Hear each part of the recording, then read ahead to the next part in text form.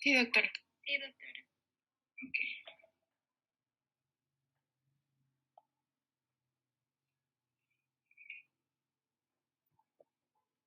Bueno, entonces la neumonía, como sabemos, es un proceso infeccioso que incluye el parénquima pulmonar. Acuérdense que cuando hablamos de parénquima, normalmente nos referimos a la parte donde hay intercambio respiratorio, es decir, donde se encuentren alvéolos, lo que normalmente ocurre a partir de qué estructura respiratoria o histológica. Dentro del árbol bronquial, ¿a partir de dónde hay alvéolos? Desde el bronquio respiratorio. Exacto, entonces a partir de ahí es lo que incluiría el concepto básico de neumonía. Por supuesto, a medida que la infección pueda ir avanzando, y también dependiendo del germen, como lo vemos por ejemplo en la COVID, ese proceso infeccioso pues, puede extenderse a todo el intersticio pulmonar e incluso pues,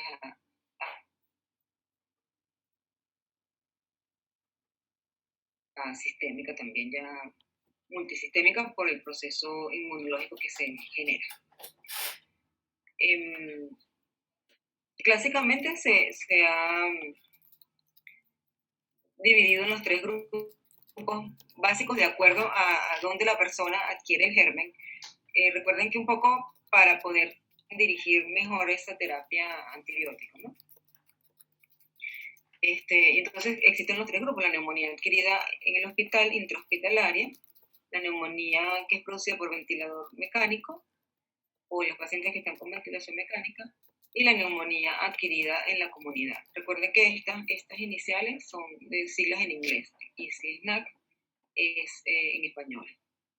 Se había descrito un cuarto grupo que puede estar en algunas bibliografías, pero que debido a que o sea, el tratamiento de esas personas no fue el más adecuado, entonces no se ha definido de manera definitiva ese cuarto grupo, que es como un grupo intermedio entre la neumonía adquirida en la comunidad y la neumonía adquirida en el hospital, porque eran personas que aun cuando estaban en su casa, o sea, no estaban hospitalizados directamente, tenían mucho contacto con centros de salud, bien sea porque son trabajadores de centros de salud o porque van mucho por razones de otras enfermedades o porque estuvieron hospitalizados hace poco tiempo o porque están recluidos en centros geriátricos, por ejemplo.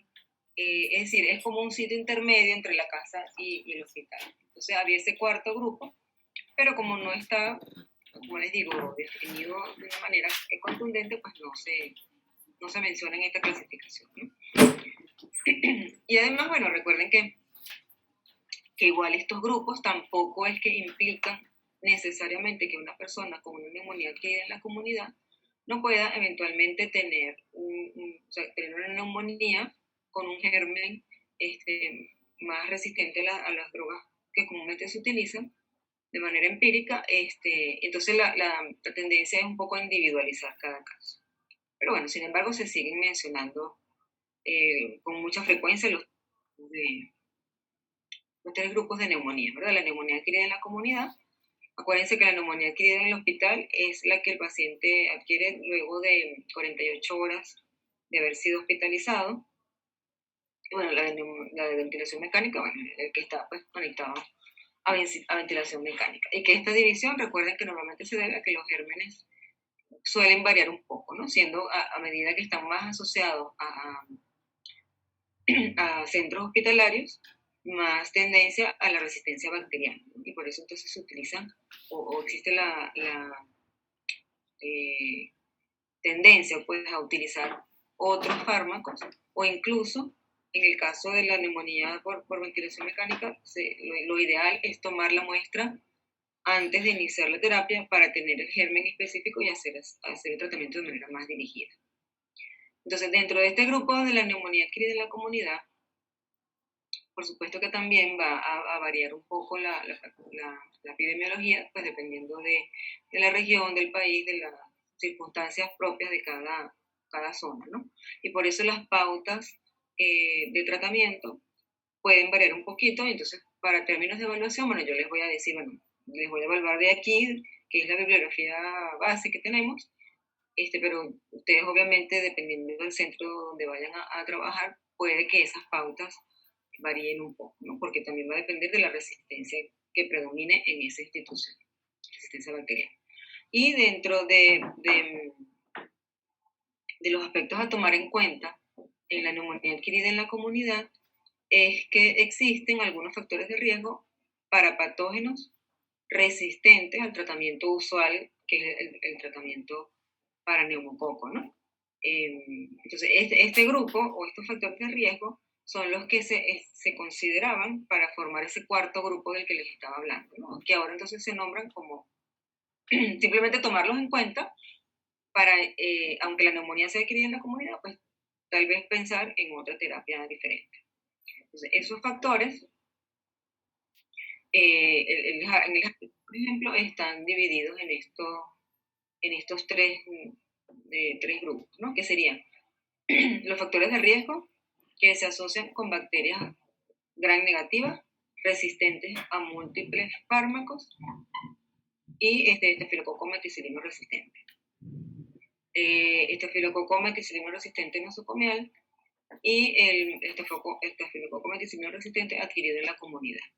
Entonces son como antecedentes que hay que buscar en esas personas para entonces dirigir un poquito más, como les digo, la antibiótico-terapia. Entonces, por ejemplo, para bacterias gram negativo, tiene un poco más que ver con personas que tienen enfermedades crónicas, ¿no? Por ejemplo, inmunosupresión, EPOC, alimentación por sonda, por alguna otra patología, o también que hayan estado utilizando antibióticos recientemente, en los 90 días anteriores, o que hayan estado hospitalizados 2 meses antes, o también que tengan supresión de la secreción de ácido gástrico, ¿no? Que favorece la infección también pulmonar.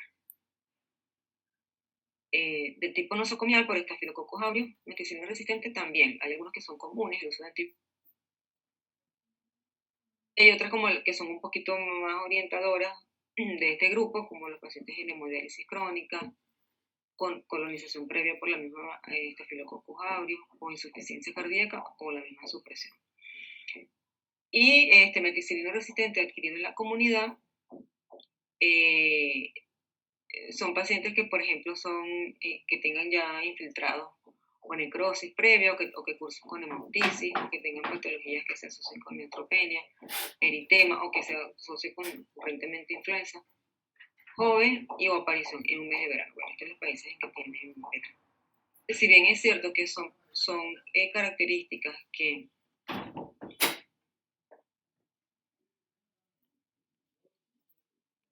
pueden ser comunes, siempre habría como que revisarlas para pensar en que, bueno, puede que no sea el neumococo directamente, aunque sea una neumonía adquirida en la comunidad, y tal vez entonces intentar o hacer el diagnóstico etiológico a través de las pruebas que vamos a ver, o bueno, intentar otra antibiótico-terapia de entrada.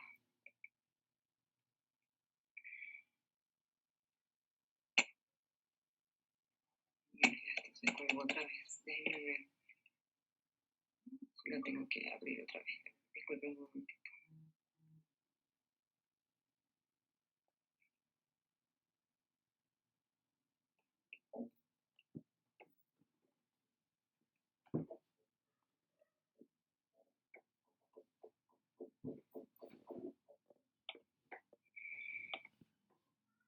Ok, ¿sí lo están viendo ahí? Sí, doctora. Bueno, entonces, ya hablando específicamente de la neumonía adquirida en la comunidad, acuérdense que dentro de los microorganismos causales pueden haber de los 4 grupos de patógenos, ¿verdad? Tanto bacterias como hongos, como virus, como protozoarios. Sin embargo, en este caso vamos a hablar principalmente de la etiología bacteriana, que es la más común. Acuérdense que les dije, ¿verdad? En otras clases vamos a ver las enfermedades virales, y las micóticas, que son también comunes. Las virales incluso son las más comunes, lo que pasa es que suelen ser procesos autolimitados, ¿no? Y con algunas excepciones, obviamente, como el ciertos virus que han producido pandemias o epidemias, o que son un poquito más características su presentación, por ejemplo, por varicela, etcétera. Pero muchas veces no se diagnostica, ¿no? Y simplemente el paciente lo pasa sin consultar. Entonces, por eso, aunque son las más comunes, no siempre son las que más vemos en la práctica clínica, ¿no? Las bacterianas sí, son muy frecuentes porque suelen muchas veces sí dar, o sea, hacer que la persona consulte, aun cuando pueden ser manejadas algunas ambulatoriamente.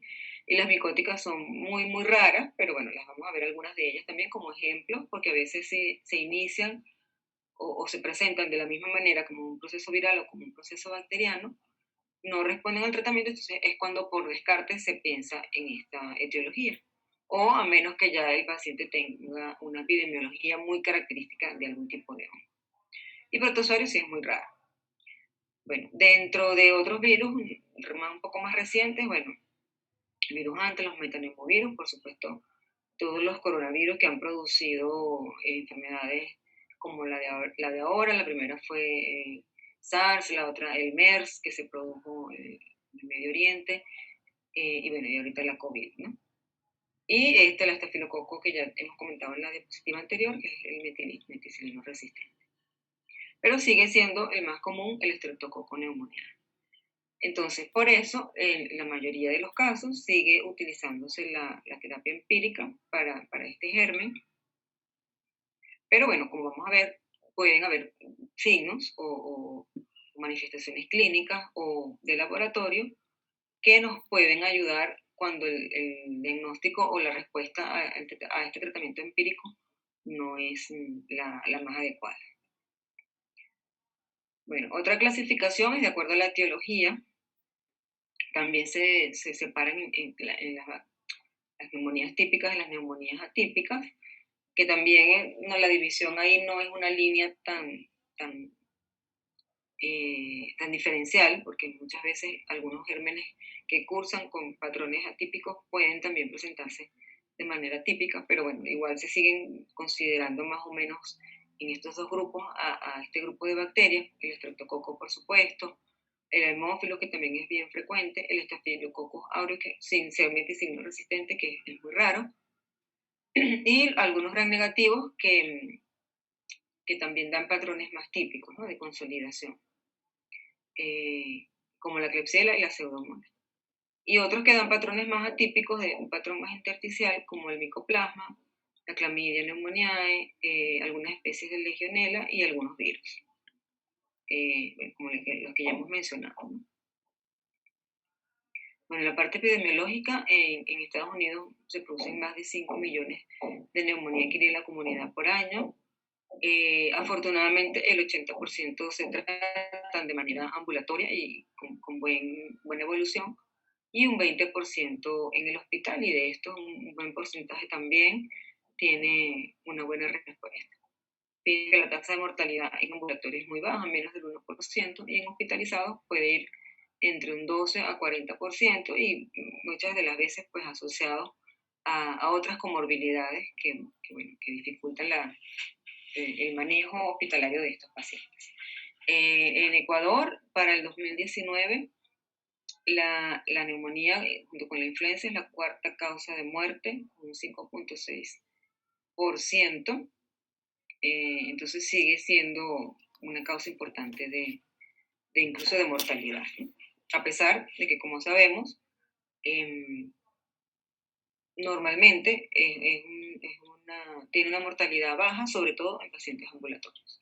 Entonces, muchas veces esta mortalidad, como les digo, está asociada a todas las otras enfermedades crónicas que normalmente son también causas de mortalidad, que incluyen pues, enfermedades hipertensivas, cardiovasculares, cerebrovasculares, diabetes. Bueno, hay algunos factores también epidemiológicos que pueden también empezar como a sugerir esa posible causa, ¿no? Del patógeno que puede estar asociado, ¿no? Fíjense que igual el estreptococo pneumoniae está, por ejemplo, en los grupos con alcoholismo, con EPOC, con tabaquismo, pero por ejemplo, en los pacientes que tienen bronquiectasia, suele ser más frecuente la pseudomonas o el Staphylococcus aureus. Cuando hay compromiso del nivel de conciencia o demencia, estos suelen estar asociados a anaerobios de la boca, porque normalmente son pacientes que precisamente cursan con frecuencia con broncoaspiración. Entonces los gérmenes suelen venir precisamente de los anaerobios de la boca o bacterias entéricas, eran negativos. Y en los dos primeros casos,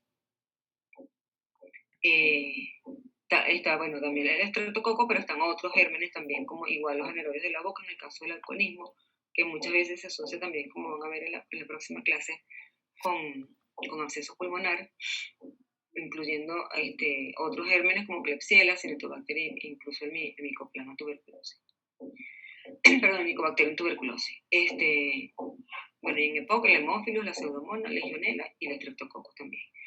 Entonces, no es que siempre, digamos, todos los pacientes con neumonía adquirida en la comunidad podemos empezar con el tratamiento empírico, que lo vamos a ver al final, para Streptococcus neumonía, pero siempre teniendo en cuenta que pueden haber factores y que nos pueden orientar a cada cuánto podemos vigilar a ese paciente o tomar la decisión de si tienes pues, la posibilidad de realizar una prueba más específica, pues hacerla para dirigir mejor el tratamiento.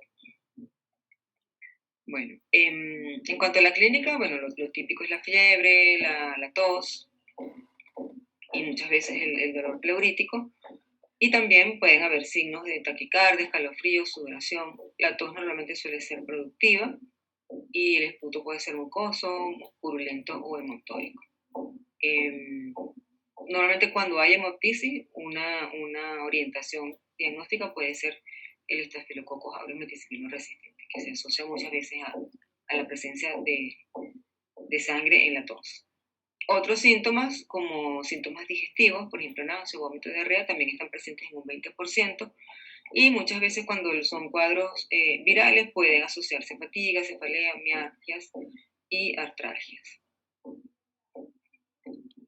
Bueno, en la exploración física sabemos que varía dependiendo del grado de consolidación pulmonar o si hay o no derrame pleural, pero en el caso típico de consolidación pulmonar vamos a tener entonces a la palpación, aumento del frémito de las vibraciones vocales, a la percusión vamos a tener matidez, a la auscultación podemos encontrar crepitantes o ruidos bronquiales o frote pleural en caso de que haya derrame.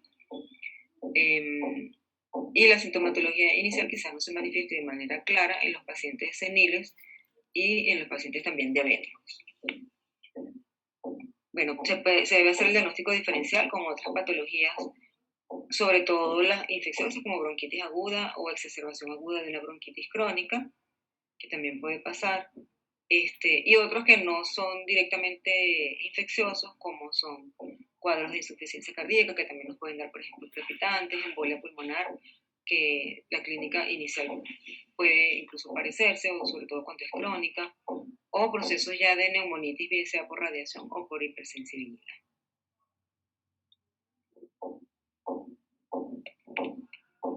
Bueno, entonces para el diagnóstico, como sabemos, bueno, la clínica que ya la mencionamos, no siempre, como les digo, va a estar la manifestación típica de consolidación de estos signos al examen físico, ¿verdad? Esto que mencionamos acá.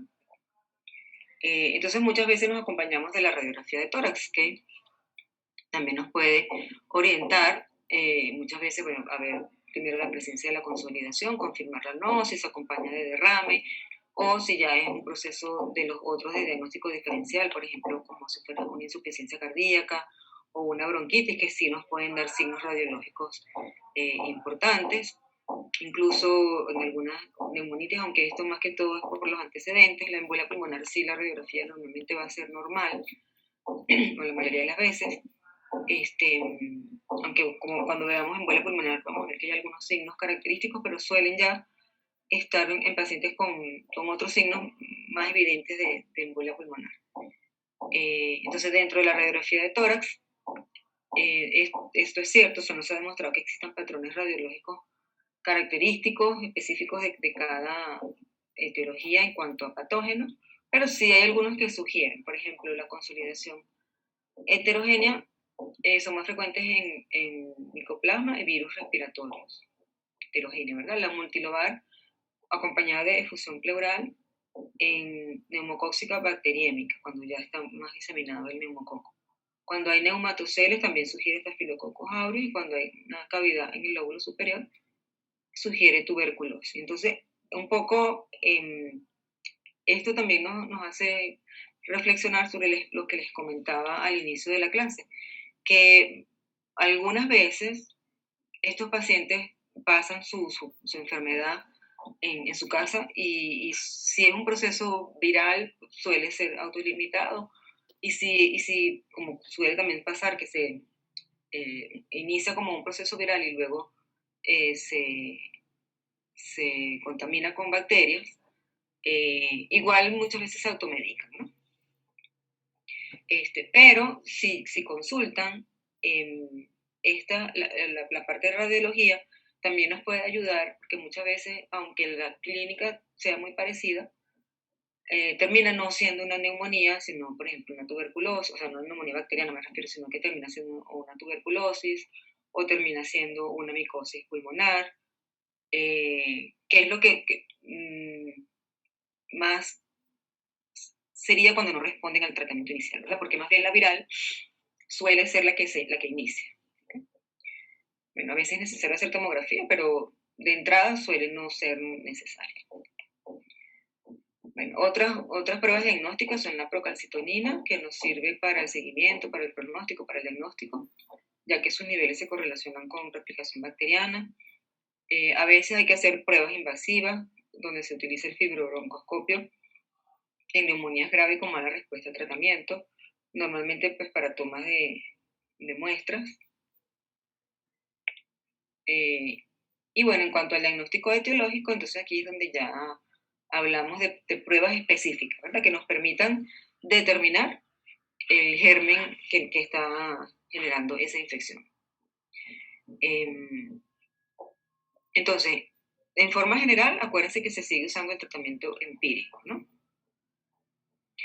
Bueno, como dice aquí, excepto por los pacientes con neumonía cría en la comunidad que entran a terapia intensiva, ¿no? Porque puede ser que un paciente ingrese ya grave y bueno, o por otra causa, pero ya tenía una neumonía y requiere cuidado intensivo, ¿no? Entonces, en ellos, acuérdense que normalmente, como muchos de ellos van a ser intubados o están bajo sedación, pues es más fácil tomar la muestra por procedimientos invasivos.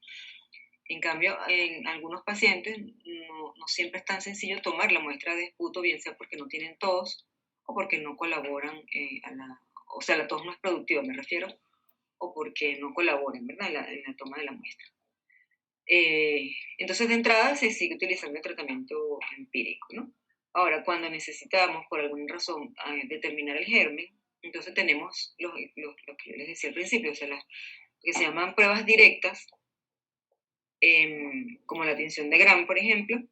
¿Por qué se llaman directas? Porque nosotros podemos tomar la muestra, ¿verdad?, de esputo, por ejemplo, la colocamos sobre un portaobjetos y se somete a una tinción y se observa el germen, ¿no? En este caso, el Gram, acuérdense que no nos dice específicamente el patógeno, pero sí nos dice, bueno, si es Gram positivo, si es un bacilo o si es un coco, y si es Gram positivo y si es Gram negativo. Entonces, por ahí ya tenemos una gran orientación para dirigir el tratamiento, ¿verdad? Entonces, por ejemplo, esta sería la imagen de un Gram para el Staphylococcus aureus, ¿verdad? Que son cocos, como la palabra lo dice, que se distribuyen en grupos, ¿verdad?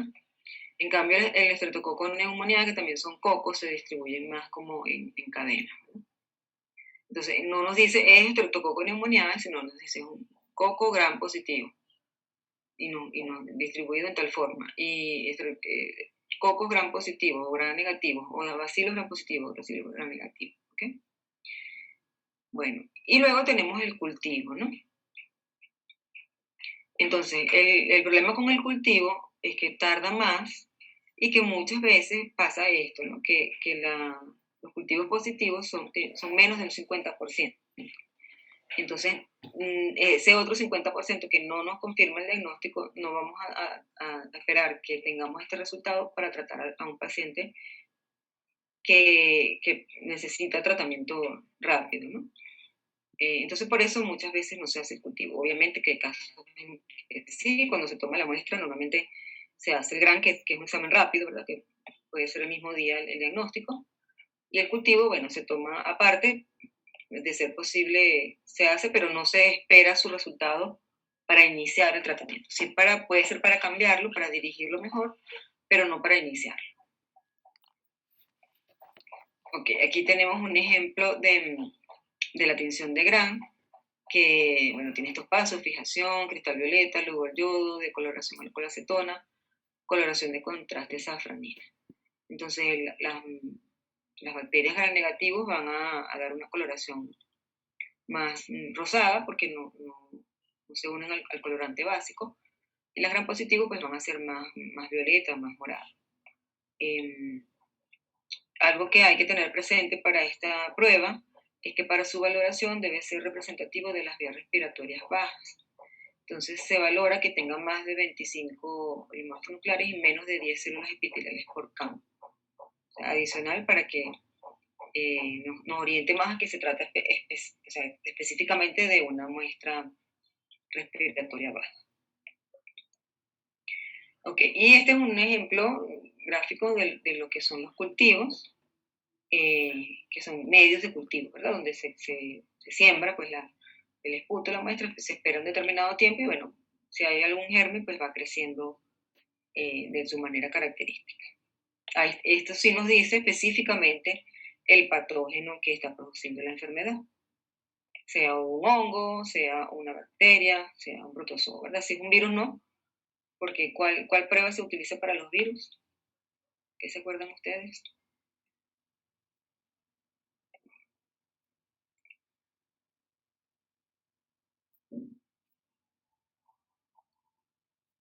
¿No era la PCR? Exacto, la PCR. Así como para el coronavirus. Normalmente acuérdense que los virus no los podemos ver al microscopio, ¿verdad? O sea, son patógenos sumamente pequeños que no permiten su visualización con un microscopio, menos no un microscopio óptico. A diferencia de las bacterias, que sí, ¿verdad? Si yo tomo la muestra, como les dije, la pongo, le hago todo este procedimiento, claro, esto normalmente lo hace el laboratorio, ¿verdad? O el microbiólogo. Pero si yo lo pudiera hacer y tuviera los elementos, así como para el hongo, por ejemplo, existe el KOH, es la prueba directa, también igual, ¿verdad? Tomo la muestra, la coloco sobre el portaobjeto, le coloco KOH y lo veo al microscopio y ahí veo las hifas o la forma que tenga el hongo, ¿verdad? Dependiendo del tipo de hongo. Si es la tuberculosis, ¿cuál sería la prueba directa? ¿Quién se acuerda? Una prueba VAR. Ajá, que también se llama ¿cómo? Sería una vaciloscopía de bacilo alcohol resistente. Exacto, la vaciloscopía también, o BK, muchas veces le llaman BK directamente. Es una vaciloscopía igualito, ¿verdad? Toma la muestra del esputo, bueno, bajo ciertas condiciones obviamente, se coloca sobre el objeto, se le coloca esa coloración, que en ese caso es la Sil-Nielsen, para la TV, no es gran, ¿verdad? Sino la Sil-Nielsen, y se ven los bacilos ácido alcohol resistente, por eso se llama VAR, bacilos ácido alcohol resistente. Entonces cada digamos, grupo de enfermedades, y por eso se las muestro así: bacterianas, virales, micóticas, ITB, en clases separadas, tiene su prueba directa, excepto las virales, porque no son visibles al microscopio óptico. Directa se refiere precisamente a eso, que al microscopio óptico, directamente tomando la muestra, se puede ver el patógeno. En el virus no, por su tamaño, ¿no? Bueno, probablemente, no sé, con la tecnología en algún momento tal vez exista alguna prueba que sea más específica, ¿no? Por ejemplo, estas pruebas rápidas o qué sé yo, miles de tecnologías que van apareciendo. Pero igual no nos permiten ver el germen, ¿verdad? Nos permiten es ver la respuesta inmune de la persona frente a ese germen. Son diferentes la interpretación de esa prueba. ¿Okay? Que sea rápida y nos permita tener una información rápida, como la palabra lo dice, es otra cosa, pero no son directas porque no vemos el patógeno. En cambio, en esta sí. Ok, entonces, bueno, ya vimos gran cultivo. Entonces, recuerden, primero tenemos la clínica, ¿verdad? Que fíjense que puede ser igualito para la viral, para la bacteriana, para la micótica y para la TB. Que hay ciertos patrones que cambian un poquito, claro que sí, ¿verdad? Pero que muchas veces suelen variar. ¿Okay? Entonces, si tenemos el patrón típico ¿verdad? De la consolidación, bueno, chévere, perfecto, porque esa es la neumonía típica, ¿verdad? Pero otras veces no es así, ¿verdad? Porque hay otros gérmenes y más todos los que van surgiendo, que van cambiando entonces los patrones de presentación. Y bueno, entonces ahí nos ayudamos de eso, del GRAN, del cultivo, para ver directamente el germen, de otros marcadores de inflamación, como la procalcitonina, como la otra PCR, que ya la vamos a nombrar ahorita, que es la que utilizamos como patrón también de inflamación.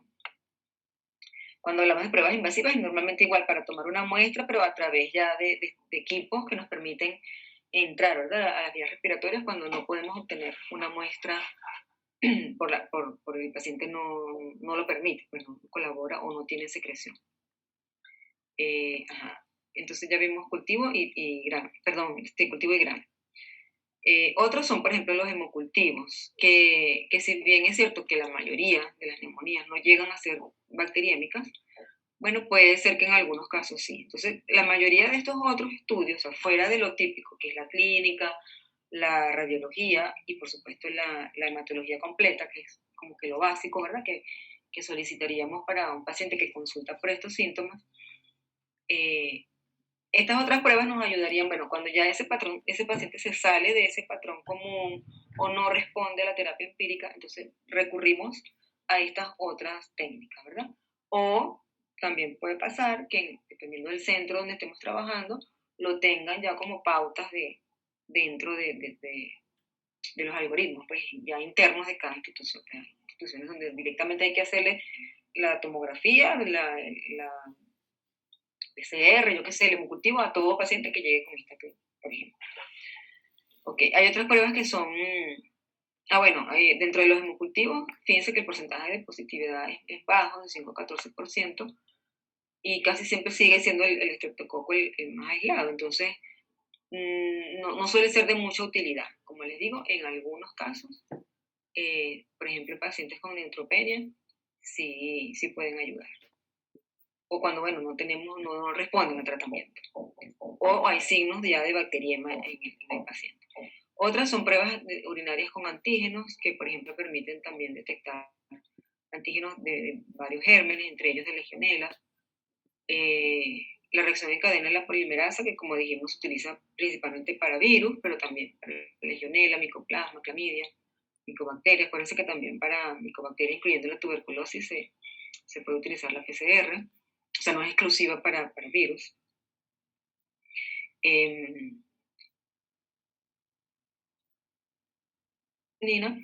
la otra PCR, que es lo que yo les estaba diciendo, que dependiendo de cómo utilicemos las iniciales, nos podemos confundir, porque en español sigue siendo PCR, ¿verdad? Proteína C reactiva. Entonces, no confundir esta PCR, que es reacción en cadena de la polimerasa, por sus siglas en inglés, de esta PCR, que en realidad en inglés es CRP, que es Reactive Protein, que es un indicador de inflamación, ¿no? Entonces se utiliza también para ver la evolución de la enfermedad o la respuesta al tratamiento.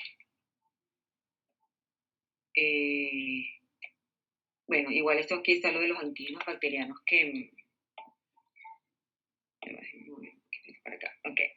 pueden permanecer positivos tras incluso semanas de inicio de la antibioticoterapia. Por ejemplo, la prueba diagnóstica más utilizada para Legionella es precisamente esa, la detección de antígenos en orina. La detección de antígenos de estreptococo en orina también tiene alta sensibilidad y especificidad, sobre todo si cursa con bacteriemia, es decir, que no son tan... son pruebas que nos ayudan, pues no las deberíamos descartar así de entrada porque sí ayudan cuando sospechamos de alguna otra causa. Bueno, ya es que se las nombré, ¿verdad? Bueno, la otra es la serología, que es cuando medimos ya los anticuerpos, ¿no? Entonces, bueno, también nos puede dar anticuerpos IgM, anticuerpos IgG, específicos para determinado germen, y por eso es que normalmente son retrospectivos, porque es cuando ya la persona, digamos, su cuerpo ya ha empezado su respuesta inmune y tiene anticuerpos en su sangre. Bueno, dentro del otro aspecto diagnóstico que nos ayuda, pero ya más para medir la gravedad de la enfermedad y hacia dónde vamos a dirigir ese paciente, así como habíamos hablado, por ejemplo, en el asma aguda del pulmonary score, que nos permitía decir, bueno, de 0 a 3 es un asma leve, de 4 a 6 es moderada y de 7 a 9 es grave. Entonces, de acuerdo a ese grupo donde caiga ese paciente, tomamos X o Y decisión, ¿no? Igual en neumonía existe varias escalas, pero una de las más usadas es la CUR 65. Entonces, esta se las puse por el UpToDate y esta por el Harrison. En realidad es prácticamente lo mismo. Perdón. Solo que, por ejemplo, este valor de la urea es como lo consideran en Estados Unidos, que es el boom. Entonces, por eso aparece como 20 miligramos por decilitro, ¿no? Pero si lo equiparamos pues, al valor sérico de urea, el que medimos normalmente como función renal, sería el parámetro mayor a 42 miligramos por decilitro. Entonces, para un poco pues hacer la equivalencia, ¿no? El otro criterio que incluye es la confusión, que por ejemplo aquí está más especificado, puede ser como un test específico, por ejemplo Mini-Mental Test, o directamente preguntar la orientación en persona, espacio y tiempo, que sería más rápido, ¿no? Lo otro es la frecuencia respiratoria, si está mayor de 30 respiraciones por minuto, la presión arterial, si la sistólica está menor de 90 o la diastólica menor de 60, y si tiene edad mayor a 65 años. Entonces, cada uno de estos parámetros tiene un punto. Lo que hago es igual sumar los puntos, ¿no? Entonces, puede que haya algunas discrepancias de acuerdo a la bibliografía, pero normalmente la mayoría considera que si tiene 0 puntos, esos pacientes pueden ser manejados fuera del hospital. Entonces son los pacientes a los que se les indica tratamiento ambulatorio, obviamente que se les hace su seguimiento, pero no necesitan ser hospitalizados porque recuerden que muchos de ellos pues, se complican más, o sea, la hospitalización implica, además de más gastos, pues, probabilidad de adquirir otras enfermedades infecciosas, ¿no? O de complicarse si tienen comorbilidades. Si tienen un valor entre 1 y 2 de la escala, entonces el paciente debería ser hospitalizado, a menos que ese puntaje, por ejemplo, si tiene 1, debido a que es mayor de 65 años, entonces ese paciente no requeriría hospitalización. O sea, o si tiene 2, pero uno de sus puntos también es por la edad, normalmente no requeriría hospitalización. Y ya los pacientes que tienen 3 o más, sí requieren hospitalización y lo que se agrega aquí en esta es que normalmente cuando ya tienen 4 o 5, lo ideal es que sean manejados en una unidad de cuidados intensivos. Entonces, esta es más o menos la utilidad de la escala, porque pues, es fácil medir estos parámetros a la entrada y podemos ahí dirigir, ¿verdad? No es que no le vamos a poner tratamiento, obviamente que sí, pero, o sea, por lo menos los pacientes con puntaje 0, sí, sino que puede ser. Okay. Otros factores que nos pueden indicar deterioro temprano son, si es por ejemplo de patrón atípico, donde los infiltrados son multilobulares, o por supuesto si hay una hipoxemia grave o una acidosis, pH menor de 730, o bueno, una taquimia mayor de 30, que ya incluso es uno de los puntajes para la CUR 65. Otros donde hayan afecciones que nos puedan orientar a compromiso ya un poco más sistémico, como hipoaluminemia, neutropenia, trombopenia o incluso hipoglucemia.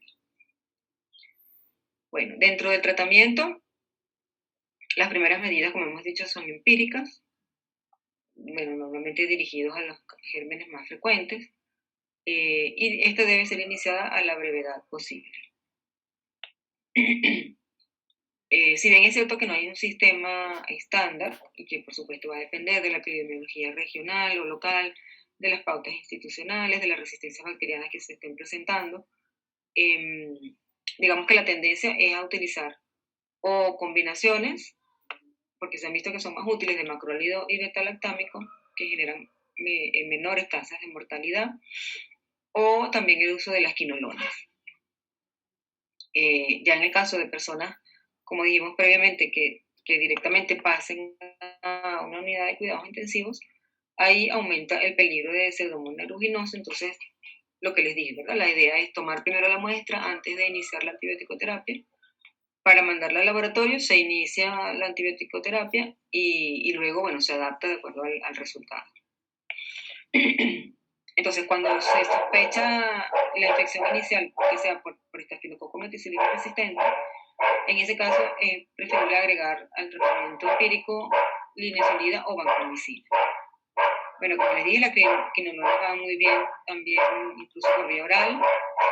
Y bueno, en cuanto al tiempo, esto varía un poco. Los días 14 días, déjenme que pase un momento.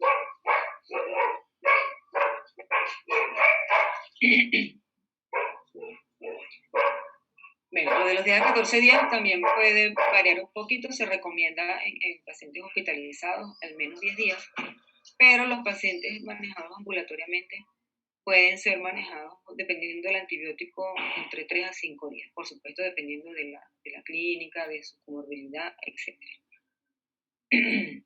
Bueno, incluso con fluoroquinolonas basta un ciclo de 5 días, si no hay complicaciones. Bueno, este es la pauta que tiene el Harrison, que divide a los pacientes ambulatorios en dos grupos, que son uno, que personas que hayan estado sanas y que no han recibido antibióticos en los últimos 90 días. Acuérdense que estos pacientes que ya han recibido antibióticos en los últimos 90 días pueden ser susceptibles, o eso implica ser un factor de riesgo para resistencia bacteriana. Entonces, no quiere decir que todo paciente que haya recibido antibióticos en los últimos 90 días tiene resistencia bacteriana, no, pero es al menos un posible indicador. Entonces, por eso los separan esos dos grupos. Entonces, a este paciente le podemos poner o un macrólido, que puede ser claritromicina o acitromicina, o también incluso doxiciclina, ¿no? Y aquí están las dosis que lo sugiere. Entonces, este paciente puede ser tratado por 5 días hasta 7 días, dependiendo de la clínica, ¿no? El segundo grupo de pacientes ambulatorios serían esos que o tienen enfermedades concomitantes, ¿verdad? Diabéticos, hipertensos, cardiópatas, enfermedades autoinmunes, etc. O han recibido antibiótico-terapia en los últimos 90 días. Entonces, dependiendo del fármaco que hayan recibido, lo ideal es cambiarlo, ¿no? Entonces, puede ser una quinolona de vía respiratoria, fluoxacino, levofloxacino, gemifloxacino, o un betalactámico, que puede ser amoxicilina o la combinación amoxicilina-clavulanato, o una cefalosporina. Y ellos sugieren que además se una a un macrólido. Obviamente que esta selección de una u otra va a depender. Si la persona fue tratada con una quinolona, pues podemos usar esta combinación, ¿no? Un betalactámico más macrólido. Pero si fue al revés, entonces, bueno, se utiliza lo contrario. O sea, la idea es no repetir el antibiótico que recibió en los 90 días previos. Bueno, hacen la observación aquí que en regiones en que es muy frecuente la resistencia de alto nivel de neumococos a macrólidos, pensar en alternativas mencionadas en párrafos anteriores en sujetos que además tienen otras enfermedades. O sea que como los macrólidos son tan utilizados, pues muchas veces hay zonas o sitios donde hay ya resistencia descrita. Bueno, entonces de entrada en esa zona, pues no sería recomendable utilizarlos, sino variar con los otros que hemos mencionado. En sujetos hospitalizados y en terapia intensiva, entonces ya utilizar otros tipos de beta-lactámicos como ceftriaxona, ampicilina sulfatán, ceftriaxona, y además combinarlos con acitromicina o quinolona. Si existe la posibilidad de pseudomonas, bueno, ya utilizar otros más específicos como piperacilina rosuvastatin o imipenem, meropenem, o en los casos de estafilococcus meticilino resistente, como dijimos, linezolida o vancomicina. Bueno, entonces,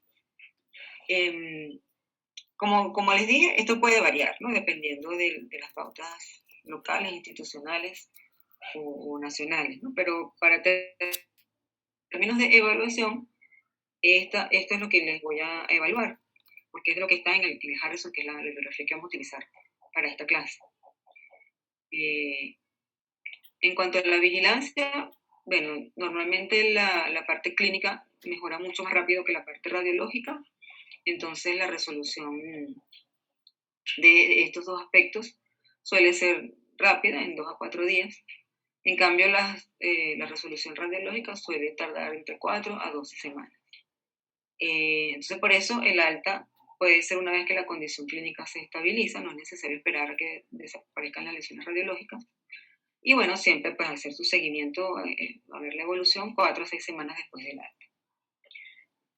Porque también puede suceder que haya una neoplasia oculta, por ejemplo, y eso se corroboraría entonces en los siguientes controles radiológicos. En cuanto al pronóstico, bueno, depende de la edad, trastornos coexistentes, si la persona fue hospitalizada o se trató de manera ambulatoria. Ya dijimos que cuando las personas son tratadas ambulatoriamente, la mortalidad es muy baja, y en los pacientes hospitalizados, alrededor de un 10%, en algunos países puede ser más alto.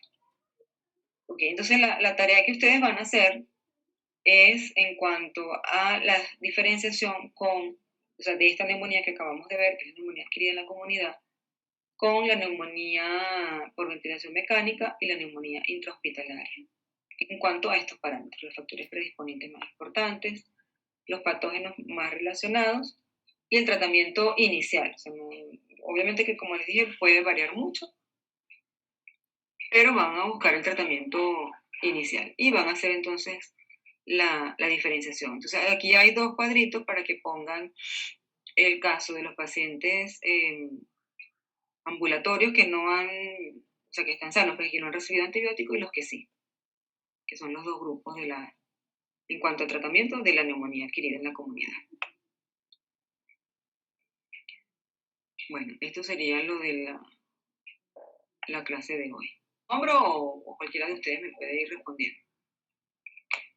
Entonces, fíjense, hemos hablado de enfermedades que tienen que ver con patrones de funcionalidad pulmonar, ¿no? Entonces, cuando hablamos de función pulmonar o funcionalidad pulmonar o patrón de función pulmonar, ¿a qué prueba normalmente nos estamos refiriendo? Espirometría. Exacto, la espirometría. Entonces, vamos a ver, Iván Fabricio. ¿Qué parámetros te acuerdas tú que son importantes, básicos, pues en la espirometría, que nos sirven para saber si una enfermedad es obstructiva o es restrictiva?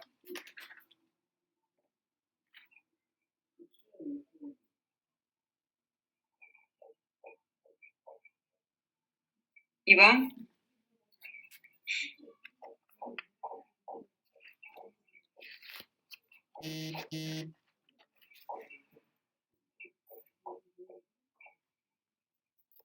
Si estás ahí, no te oigo.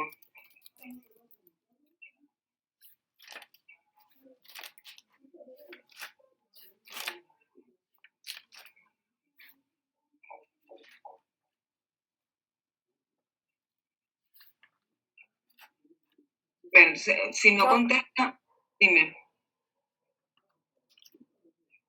No te escucho, Iván.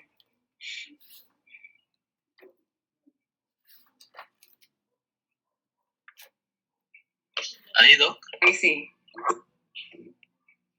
Ahí sí. Ya, le decía que que los principales parámetros era la FEV1 y la capacidad vital funcional también, y también era el volumen expiratorio forzado.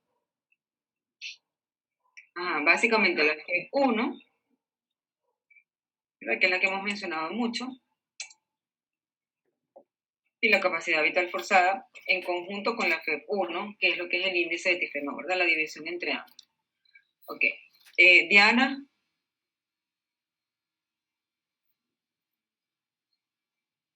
Diana, Isabel. Ok, Diana. Entonces, ¿cómo nos sirve el índice de tifenol para diferenciar si es obstructivo o restrictivo? Ya en el caso de que sea obstructivo tiene que estar disminuido, y en el caso de que sea restrictivo, este puede estar normal o puede estar aumentado. ¿Y cuál es ese parámetro para saber que está menos de cuánto?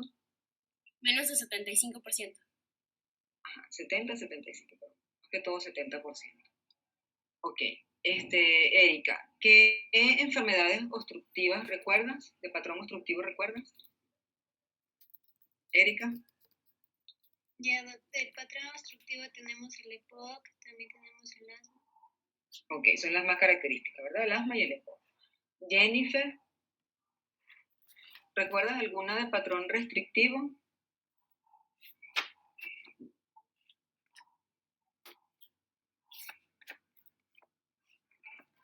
Perdón, Doc. ¿Alguna enfermedad de patrón restrictivo, recuerdas?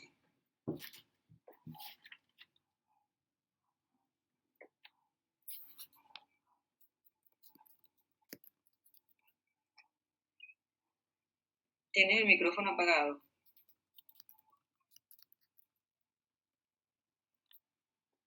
La atelectasia.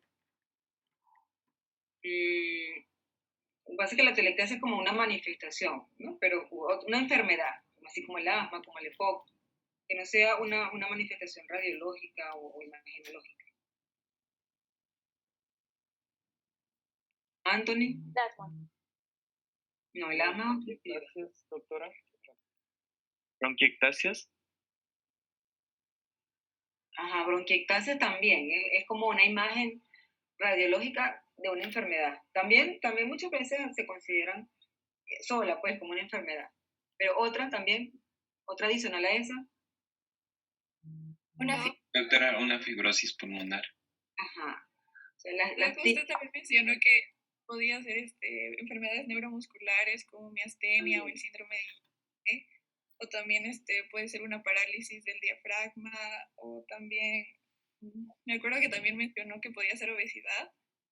Sí, exacto. Entonces, dentro de ese grupo de las restrictivas, o sea, imagínense esa palabra asociada con lo que significa, ¿verdad? Con restricción, ¿verdad? Sobre todo para que entre el aire. Entonces, todo lo que sea extraparenquimatoso, o sea, fuera precisamente del pulmón, todo lo que sea de la pared torácica, bien sea de hueso o neuromuscular, puede producir una enfermedad restrictiva. Lo que pasa es que la mayoría de las veces esos patrones restrictivos tienen un poquito alterado, o diferente el patrón del BR, del volumen residual. O sea, varía un poquito dependiendo de la enfermedad. En cambio, en las que son intraparenquimatosas, que digamos son las típicas restrictivas, que son todas las que están a nivel intersticial. Por eso la fibrosis pulmonar, por ejemplo, la idiopática, es una de las más características, ¿no? Hay otras, muchísimas, que las vamos a ver cuando veamos esas enfermedades. Están todas las que son la mayoría de las que son enfermedades laborales, como la silicosis, la asbestosis, todas esas neumoconiosis también son patrones restrictivos, la mayoría de ellas, que muchas veces por la evolución llegan a tener patrones mixtos, ¿no? Pero que casi siempre al momento del diagnóstico o al inicio de la enfermedad tienen patrones restrictivos, ¿no?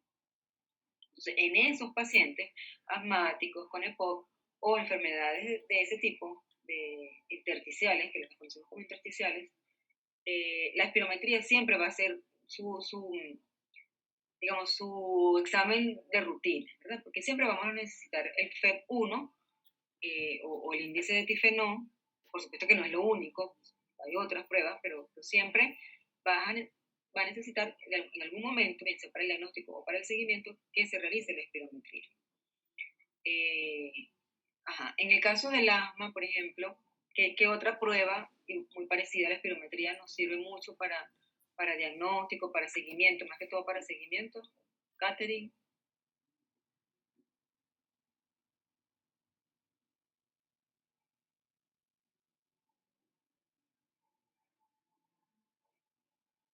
Catherine, ¿estás ahí?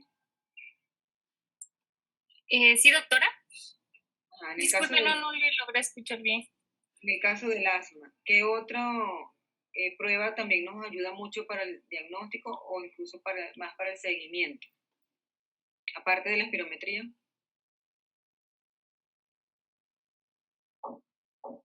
¿Puede ser también la prueba de provocación bronquial?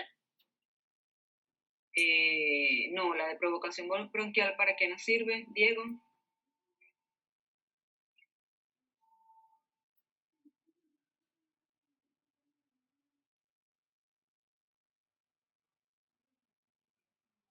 Doc, ¿puedo decir algo? Dime. En el caso de las pruebas que eran parecidas a la espirometría en el asma, podría ser la que medía la variabilidad, la que se medía mediante el flujo expiratorio máximo del PEF. Ajá, el PEF, que es el que mide el pico expiratorio o el flujo expiratorio máximo. Entonces, esa prueba también es muy sencilla y se usa mucho en el asma para adecuar el tratamiento. Incluso acuérdense que nos sirve para clasificarlo. Ok, entonces vamos con Daniela. ¿Qué te acuerdas tú de cómo se clasifica el asma crónica? Daniela Salomón. Sí, teníamos el asma intermitente, después estaba la persistente leve y en la persistente leve, moderada y grave. Exacto. Entonces, para esa clasificación nos podemos ayudar con todas esas tablas que existen, ¿verdad? Pero les dije que para la evaluación se tenían que aprender el PEF basal y la frecuencia de las crisis o de los síntomas. Entonces, bueno, dependiendo de esos dos parámetros, lo vamos a ubicar en cualquiera de ellos. ¿Y para qué nos sirve saber eso? Para el tratamiento.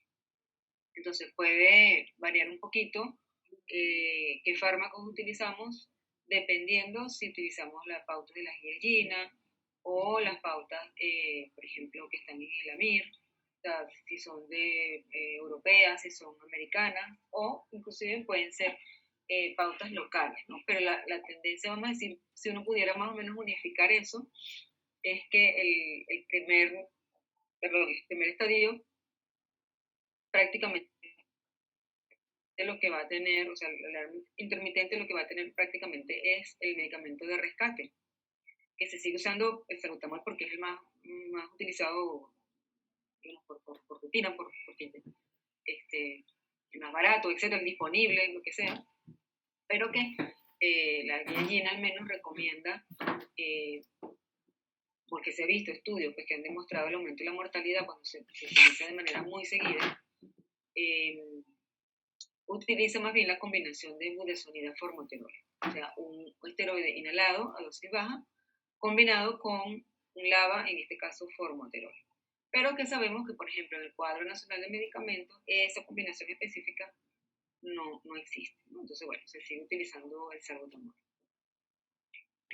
Bueno, y que de ahí en adelante, entonces, se comienzan a utilizar esteroides inhalados, por ejemplo, de manera fija, por un tiempo que nosotros vamos a ir determinando que pueden ser 3 meses, pero que por supuesto va a depender de la evolución de cada paciente. Luego podemos entonces aumentar esa dosis del esteroide y combinarlo con un LABA. Esa dosis puede pasar a dosis media, dosis alta del esteroide inhalado. Y luego ya en el último estadio, o sea, en el asma severa, entonces ya podemos un poco dirigir de acuerdo al fenotipo del asma, o sea, con un especialista, ya asociando otros fármacos, por ejemplo, de los anticuerpos monoclonales, de los anti-IgE, etcétera, ¿verdad? Existen otras combinaciones que sabemos que se usan, pero que, bueno, para el caso de evaluación no se las pregunté, como, por ejemplo, el safirlucas, el montelukast, son los inhibidores del ecotrieno, y otros que no se utilizan. Los que más se utilizan entonces son en esos grupos, ¿verdad? Los LABA, los AMA y los esteroides inhalados. Recuerden que existen esteroides inhalados para la rinitis alérgica que no tienen nada que ver con el asma, ¿verdad? Son presentaciones totalmente diferentes para uso tópico nasal, no llegan a los pulmones. Entonces, eso, como por ejemplo la mometasona, en el que está en el Cuadro Nacional de Medicamentos, no es un fármaco para el asma, es para la rinitis alérgica. Ok. Existen otros fármacos que se utilizan ya para la parte aguda, o sea, cuando ustedes están en emergencia, por ejemplo, o están en su rural, igualito les llega una emergencia por un paciente asmático. Entonces, ahí está igual los SABA, el salbutamol, la hidrocortisona, por ejemplo, por vía intravenosa, pero existen otros fármacos dentro de los LABA, por ejemplo, o los SABA, mejor dicho, SAMA, perdón, que son anticolinérgicos que se utilizan por vía de nebulización, o inclusive también se pueden utilizar, aunque no tan frecuentemente, por vía endovenosa. Okay, entonces es diferente el asma aguda del asma crónica. Entonces, ¿cómo clasificamos el asma aguda, Juan Ramiro? Ya, bueno, usted nos había mencionado que el asma aguda o la crisis sería leve, moderada y grave. ¿Y de acuerdo a qué podemos hacer esa clasificación? En valor al PEF, por ejemplo, si es que era mayor de 80 era leve, si es que se encontraba entre 80 y 60 era moderada y si es que era menor de 60 ya era grave. Ese es un parámetro, ¿verdad? ¿Y el otro es cuál, Grace? Un ejemplo de lo que se puede utilizar en el asma aguda que dijimos en la clase.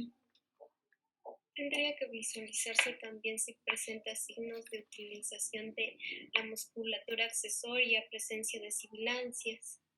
También si tiene disnea mientras está en reposo. Ajá. ¿Y esos parámetros nos sirven para, cómo se llama esa escala, Amy?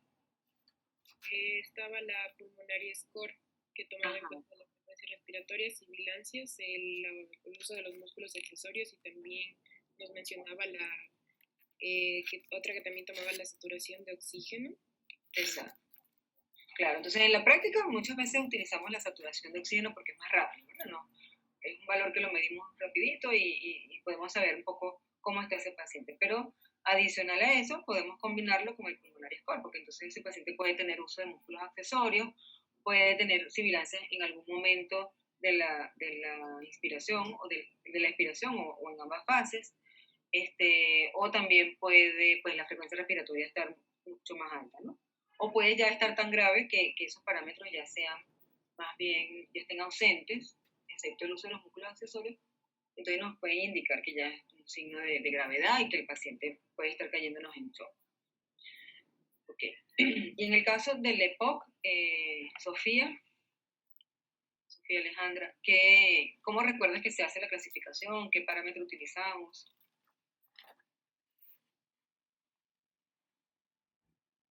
No, que utilizábamos los parámetros GOLD y también que nos servía para clasificarla si era leve, severa, grave o muy grave, de acuerdo a GOLD 1, GOLD 2, GOLD 3, según el FEB, o también la podíamos clasificar según la escala de CAT, la disnea. También la clasificábamos de acuerdo a las exacerbaciones que tenía en el último año el paciente. Perfecto, entonces esos son los parámetros que tenemos que acordarnos. ¿Cuándo me sirve el FEB? ¿Cuándo me sirve el PEF? No confundir esas dos cosas. ¿Cuándo es asma crónica? ¿Cuándo es asma aguda? Y cuándo en el EPOC yo puedo utilizar esos parámetros del FEB combinados con alguna escala de disnea, por ejemplo la CAT, y las exacerbaciones. Entonces, recordarme que esos son los parámetros que se utilizan para la clasificación y que siempre las clasificaciones me ayudan a dirigir mejor el tratamiento y no hacerlo pues a lo loco, ¿okay? o como se le ocurra en el momento, sino tratar de seguir un esquema para hacerlo de la manera más adecuada posible y ayudar más al paciente. Claro, en el EPOC es muy amplia la variabilidad en el sentido de que depende también de eso, precisamente de las exacerbaciones, qué fármacos efectivamente le hacen beneficio pues, a un paciente determinado, porque como les había comentado, muchas de las veces son pacientes con comorbilidades, donde se hace pues, a veces un poquito más difícil el uso de algunos fármacos, ¿no?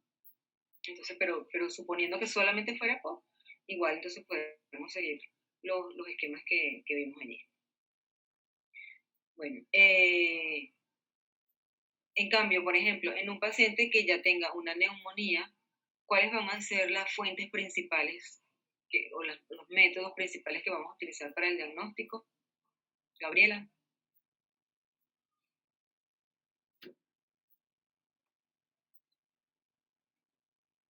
Ahí sí me escucha, doctora. ¿Mm? Sería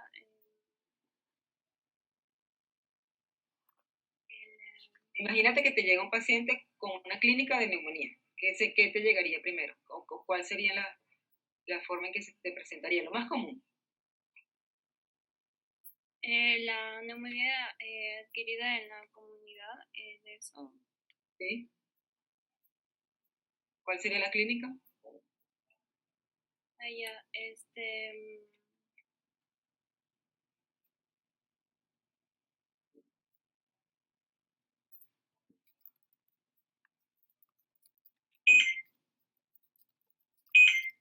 No te oigo, Gabriela. con escalofríos, tos, fiebre. Exacto, tos y fiebre, ¿verdad? En cambio, en el asma, ¿cómo te llega, Anthony? El asma sería vuelta, dificultad al respirar. También, eso creo que es en lo rosáceo, con la afasia rosácea. Ah, bueno, en EPOC dependiendo, ¿no? Si es bronquítico o es enfisematoso. Pero lo principal en el asmático es la dificultad para respirar, sibilancias y tos, ¿verdad? Pero la tos suele ser más bien seca, ¿verdad? Puede que sea productiva, algunas veces porque está asociado a procesos infecciosos, ¿no? Pero lo más común es que sea una tos seca.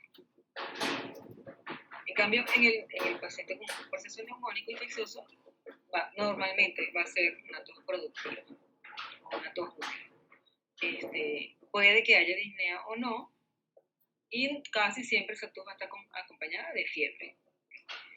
Entonces, eso va a ser lo más común. Por supuesto que hay un espectro muy amplio de otros síntomas, como lo vimos en la clase, pero vamos a decir que es para empezar a diferenciar esos pacientes. Entonces, un paciente con EPOC, por ejemplo, fácilmente nos puede llegar con una neumonía, porque eso puede ser un proceso que le esté exacerbando su EPOC. Podemos tener paciente con EPOC que además tiene una neumonía. ¿Okay? Vamos a ver, Victoria. ¿Cómo dijimos que podemos hacer el diagnóstico? Tenemos el paciente con la sospecha clínica, ¿verdad? De neumonía. ¿Cuáles son las dos primeras pruebas o técnicas o métodos diagnósticos que me van a ayudar rápido a saber si es bacteriana, si es viral, que es lo más común, ¿no? Victoria.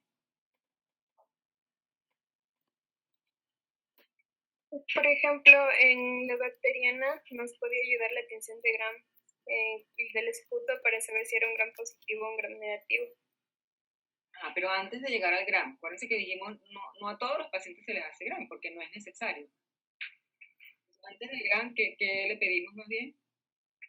Una radiografía de tórax. Una radiografía de tórax. Jan David, ¿qué otra cosa también nos ayuda mucho? Jan David. ¿Sí, doctora? ¿Qué otra cosa nos ayuda al diagnóstico de neumonía? Ya dijimos la clínica, la radiografía de tórax, ¿y qué más?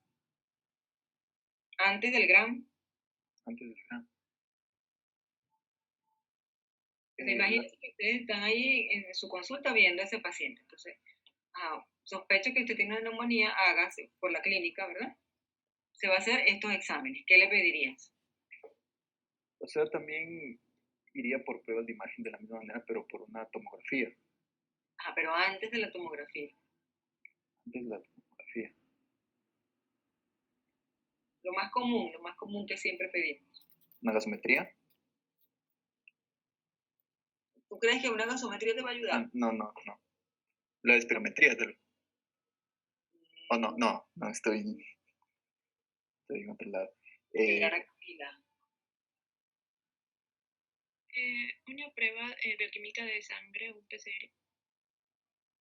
Ajá, entonces podemos pedir una hematología completa o una biometría hemática, ¿verdad? Que es sencillita. Y eso ya nos puede orientar, ¿verdad? Una leucocitosis normalmente con neutrofilia, que nos indica que es un proceso bacteriano, ¿ok? Ahí de una vez le podemos pedir una velocidad de sedimentación globular o una PCR. En este caso, ¿qué PCR?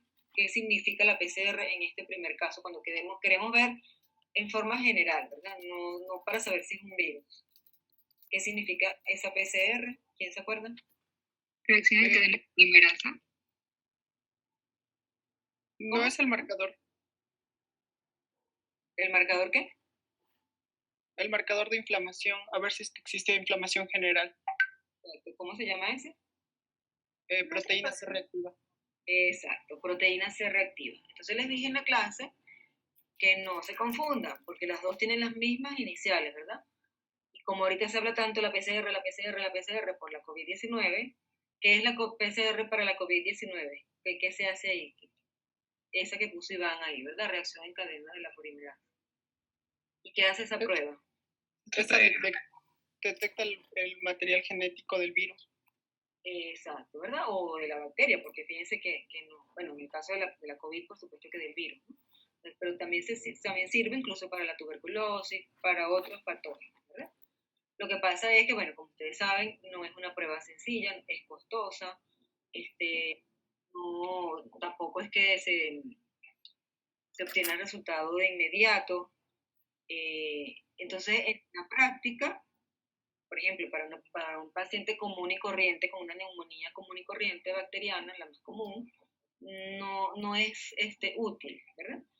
¿Qué nos ayudan todas esas pruebas? Bueno, cuando el paciente no va bien, ¿verdad? Que le ponemos su tratamiento empírico para neumococos o streptococcus pneumoniae, ¿verdad? Dependiendo entonces si recibió antibiótico previamente, bueno, le cambiamos ese, si recibió levofloxacina en los últimos 90 días por alguna causa, o otra quinolona, bueno, no es recomendable darle una quinolona, sino más bien la combinación de un macrólido o solo un macrólido, dependiendo de la clínica, ¿verdad? Si es una neumonía leve, lo podemos tratar con un macrólido solamente, o lo combinamos amoxicilina con ácido clavulánico, dependiendo de las pautas que tengamos institucionales, pero si seguimos lo que vimos en la clase, más o menos es lo que tenemos que tener en cuenta, ¿verdad? Preguntar, ¿usted tiene otra comorbilidad o recibe antibióticos en los últimos 90 días?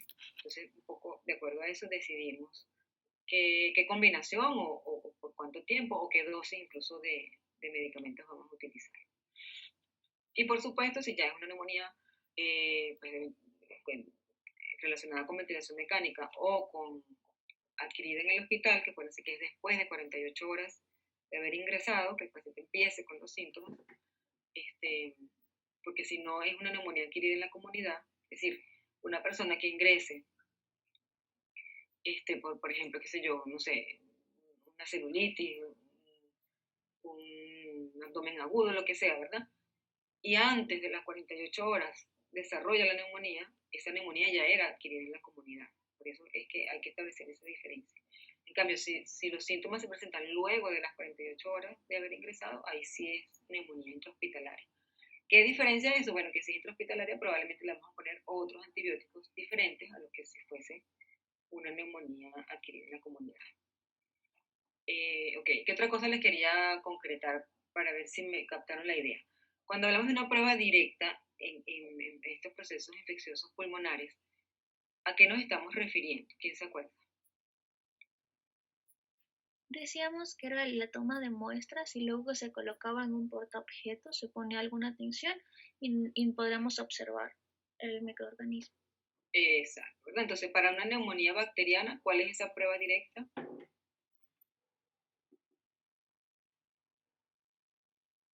¿Quién se acuerda? ¿No es la tinción de Gram? La tinción de Gram, exacto, ¿verdad? La tinción de Gram. ¿Y para la tuberculosis, Thais, cuál es esa prueba?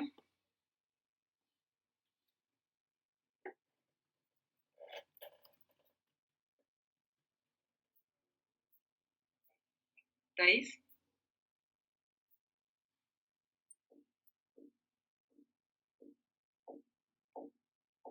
¿Puedo responder? La prueba de la tuberculosidad. No. Siboney, ¿cuál es? Se utiliza la vaciloscopía y decíamos que te limpiaban el Nielsen. La coloración es la de Silney, exacto. Y para hongos es la KOH. ¿Okay? Entonces, para esos tres cuadros infecciosos hay pruebas directas porque se ven directamente al microscopio.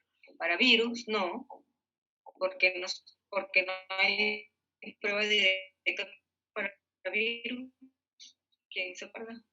No ven al microscopio. Entonces ahí utilizamos normalmente la PCR, ¿verdad? O toda esa gama de otras pruebas ya serológicas, donde utilizamos el suero sanguíneo para ver la respuesta, ¿verdad?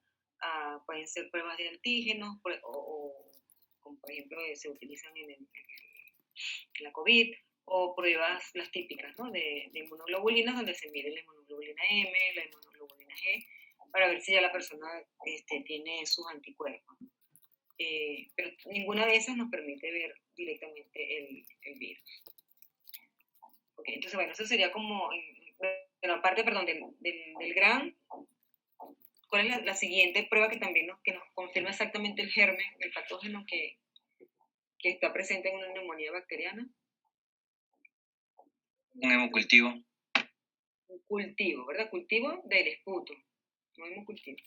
Bueno, el hemocultivo también nos puede decir, pero el que se utiliza, digamos, específicamente porque es el que nos va a decir qué germen está en el esputo.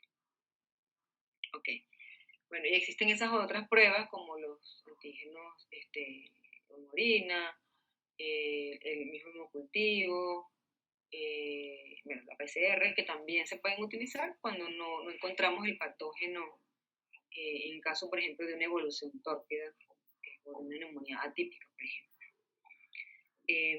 Bueno, otras adicionales que nos pueden ayudar, por ejemplo, a ver la gravedad, así como en aguda teníamos el pulmonary score. ¿Cómo se llama el score que se utiliza o la escala que se utiliza en la neumonía bacteriana para valorar la gravedad? Los criterios por PCI. Ajá, hay ese que tú mencionas y también está el CUR 65. José Mendoza, ¿qué quieres decir? Tengo una pregunta, Doc, con respecto a lo de la neumonía.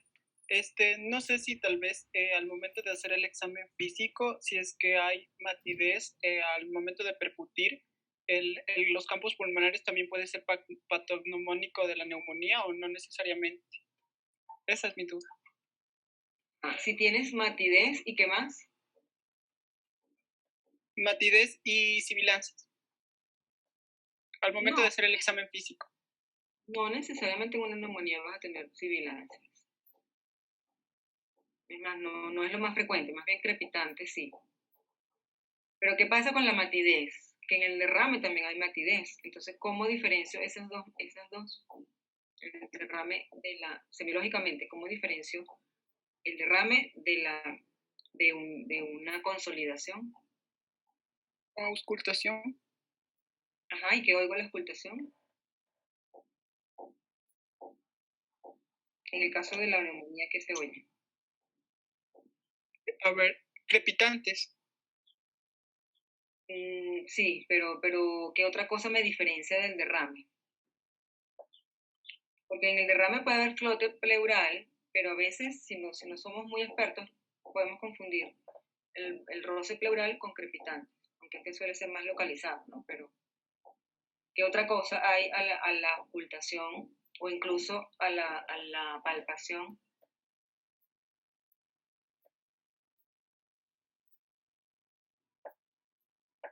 No, Doc, no sé.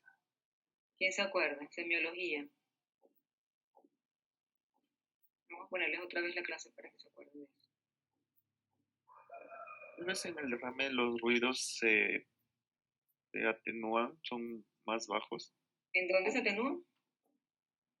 En el derrame. En el derrame, ¿verdad? El líquido atenúa la transmisión del sonido. Entonces las vibraciones vocales están bajas, ¿sí? En cambio, la consolidación las aumenta. Esa es la diferencia. ¿Okay? Porque lo de los crepitantes, sí, es verdad, pueden haber y normalmente en el derrame no se escuchan, pero es que lo que les digo, a veces el roce pleural se puede confundir y a veces pues no hay ni crepitantes ni frote pleural. En cambio, las vibraciones vocales sí las tienes que oír. Entonces, si no se oyen o son muy leves, ¿eso será qué? Si no se oyen o son muy leves, ¿qué? Derrame. Derrame, ¿verdad? Ok, creo que estaba aquí, me parece que no, aquí en la clínica, aquí en la palpación, ¿ves? Frémito táctil y vibraciones vocales aumentadas. Entonces, esto es lo más importante que se deben acordar de semiología, ¿verdad? Porque matidez hay en los dos, en la percusión, tanto en el derrame como en la neumonía. ¿Ok? Bueno, entonces la otra prueba que se hace, dijimos que era, o sea, el GRAM, ¿y cuál es la otra que nos dice exactamente el germen? Ya me dijeron, ¿verdad? No me acuerdo si me respondieron. Sí, doctora, el cultivo. El cultivo, exacto. Entonces el cultivo, lo malo es que a veces no reporta nada, bien sea, la mayoría de las veces es porque no se tomó bien la muestra, ¿no? O lo peor es que tarda mucho y no vamos a durar todo ese tiempo para indicar tratamiento. Entonces, por eso es que muchas veces no se hace, a menos que, como en los casos de pacientes que no evolucionan bien, recurrimos a todo eso, a PCR, a GRAM, a cultivo, para dirigir mejor el tratamiento. Y sobre todo porque el cultivo, acuérdense que además nos da qué cosa, acompañado siempre del cultivo. La sensibilidad al fármaco del agente. Nos dice el antibiograma, entonces ahí de una vez nos dice, bueno, es resistente a este, sensible a este, entonces ahí es mucho más fácil dirigir el tratamiento de manera más adecuada. Ok, bueno, eso sería como el resumen así grandote para que ir como que lo que más quisiera yo que recuerden cuando terminen Nemo, ¿verdad? Porque ustedes ven tantas materias y tanta información y a veces pues muy profunda, muy detallada, pero al menos eso importante, eso básico, pues lo que les va a servir más, de manera más útil, pues cuando estén ejerciendo o incluso estén en el internado o en su rural. Por supuesto que muchas de estas pruebas pues no las van a tener accesibles o quizás sí, no lo sé, dependiendo del medio donde estén, pero al menos si las tienen, bueno, sepan cómo las van a leer, para qué sirven, a quién pedírselas, etc. Y cómo dirigir el tratamiento. Bueno, entonces la tarea la van a hacer en grupo, la pueden entregar para mañana, y bueno, se pueden basar ahí en el Harrison. A veces no está tan claro, ¿no?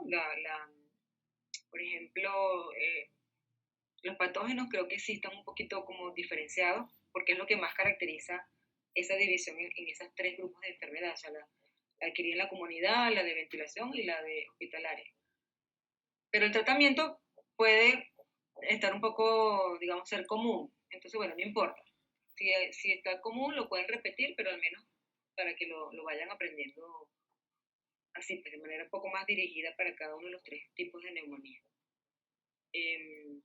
Y dentro de los factores predisponentes, bueno, también lo más común que se asocia a la neumonía que en la comunidad, al intrahospitalario y al de ventilación mecánica, bueno, es más fácil todavía, porque ese es más específico. Ok, ¿tienen alguna duda? Doctora, sí, en cuanto al tratamiento en el cuadro comparativo que hay que realizar. Por ejemplo, en pacientes ambulatorios hay que poner los tres tipos de tratamiento. Por ejemplo, las personas que no han recibido antibióticos en los últimos 90 días, las que se han recibido, o de manera general. O sea, pueden poner un ejemplo de cada uno, porque tampoco van a llenar todo completo, o sea, sería muy largo. Pueden poner un ejemplo de cada uno. En los casos, sí, serían los que los pueden dividir en esos dos grupos que están ahí igual en la clase, ¿no? O sea, los que son ambulatorios y los que están hospitalizados. Y dentro de los ambulatorios, los que han recibido tratamiento previo o los que no. Pero pueden poner el primero, pues la primera opción para que no sea tan larga. La idea es que practiquen un poquito con esos fármacos, porque yo sé que ustedes de antibióticos sí tienen como que más preparación en cuanto a farmacología, y eso, como les digo, va a variar un poco de acuerdo a donde vayan a trabajar. Entonces, simplemente como para practicar un poquito lo que para cada neumonía es más recomendable. Ya, doctora, gracias. ¿Alguna otra duda? Bueno, entonces miren, la semana que viene tenemos entonces la pruebita corta, que son de 5 preguntas, previo a la clase. Estudian por el Harrison, es sobre absceso pulmonar. Bueno, luego vemos la clase, y bueno, como es una clase corta, bastante corta, entonces ahí vamos a practicar otra vez un poquito en algún artículo. Pues voy a tratar de conseguir alguno relacionado con procesos infecciosos, o que yo vea que no esté tan complicado. Voy a intentar conseguir alguno que ustedes puedan ir entendiendo otra vez, para que practiquemos otra vez un poquito lo que es la parte descriptiva, la parte inferencial, las pruebas estadísticas, y también pues interpretar el artículo en sí. Vamos a ver qué consigo, y ahí podemos entonces practicar un poquito más. Y volvemos a repasar un poquito esto ya de procesos infecciosos. Afortunadamente, absceso es casi que una consecuencia de neumonía, una infección más localizada, pero bueno, se parece bastante. Entonces, no hay tanto que aclarar, ¿no? Pero igual para practicar, ¿qué es eso de examen directo? ¿Cuándo es que para qué sirve el GRAN? ¿Cómo es que se interpreta el cultivo? ¿Para qué sirve? Bueno, un poquito eso de cosas más concretas de las enfermedades infecciosas pulmonares. Ok, entonces si no hay más dudas, lo dejamos hasta aquí y nos vemos el próximo martes.